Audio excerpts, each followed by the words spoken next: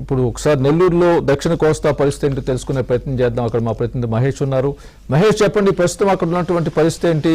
ఈ ఏదైతే ఫెంగల్ తుఫాను బారి నుంచి ఏ విధమైనటువంటి జాగ్రత్తలు తీసుకోవాల్సిన పరిస్థితి ఉంది? అక్కడ ఏ ఏ ఏరియాల్లో ఎలాంటి పరిస్థితి ఉంది? స్వామి, ప్రధానంగా ఈ ఫెంగల్ తుఫాను ఉమ్మడి నెల్లూరు జిల్లా వాసులందరినీ కూడా గజగజ వణికిస్తుంది. దాదాపు తెల్లవారుజాము నుంచి కూడా ఎడతెరపి లేకుండా వర్షాలు కురుస్తున్నటువంటి పరిస్థితి.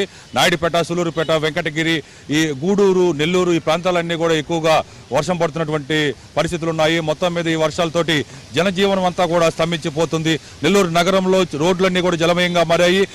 కొన్ని రోడ్లలో ప్రస్తుతం మనమైతే కేవీఆర్ పెట్రోల్ బంక్ సెంటర్ వద్ద ఉన్నాం. ఇప్పుడు కొద్దిసేపటి వరకు కూడా ఇక్కడ ఈ రోడ్డు అంతా కూడా బ్లాక్ చేశారు. ఎక్కడికక్కడ మున్సిపాలిటీ అధికారులు వాటర్ని తోడేస్తూ ప్రజలకు ఇబ్బంది లేకుండా చర్యలు చేపడుతూ ఉన్నారు. లోతట్టు ప్రాంతాల ప్రజలకు కూడా ఇప్పటికే హెచ్చరికలు జారీ చేశారు. వర్షాలు కానీ ఇంకా పెరిగితే లోతట్టు ప్రాంతాలు మునక గురయ్యే అవకాశం